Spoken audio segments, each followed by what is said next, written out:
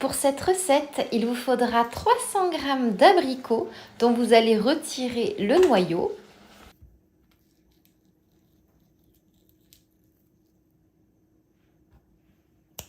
Coupez ensuite vos abricots en petits morceaux.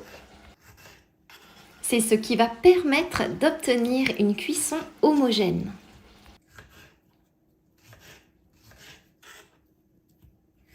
Placez vos morceaux d'abricots dans une grande casserole.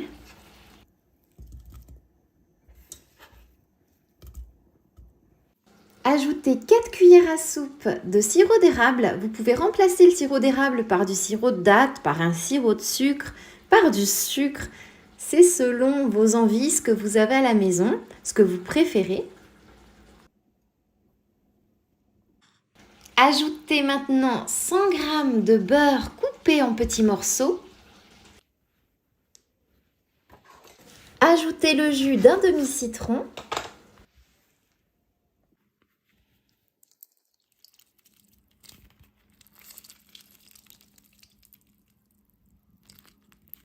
Et 4 graines de cardamome que vous avez légèrement écrasées avec votre couteau.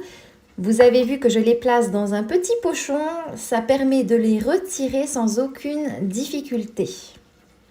Puisque leur rôle ici est juste de parfumer notre beurre d'abricot. Et maintenant, nous allons cuire le tout à feu moyen pendant environ 12 à 15 minutes. Et le plus important, c'est de remuer très souvent.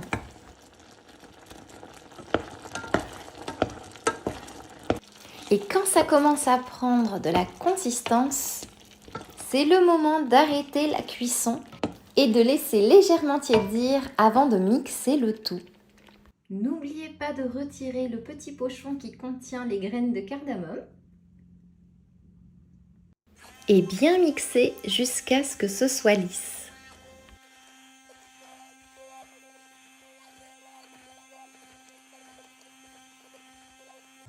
Vous obtenez un magnifique beurre de fruits, un beurre d'abricot très rapide à réaliser et à tomber par terre. Déposez ça dans un pot en verre et mettez-le au frigo pendant 2 heures au minimum. Et maintenant, la question que vous vous posez, c'est comment utiliser ce beurre d'abricot fait maison? Eh bien, je vais vous donner quelques idées. Sur du pain grillé avec un petit fromage brie fondu, par exemple. Vous pouvez aussi vous en servir pour badigeonner vos viandes avant de les griller. Le classique, évidemment, serait de l'utiliser pour un yaourt nature, l'aromatiser donc, sur vos pâtisseries ou dans vos gâteaux, dans vos glaces fait maison, etc., etc. Ou alors, quelque chose que j'aime bien faire à la maison, c'est créer une nouvelle moutarde fait maison en ajoutant votre beurre d'abricot. Ça va être parfait par exemple pour vos ailes de poulet ou alors pour des crudités.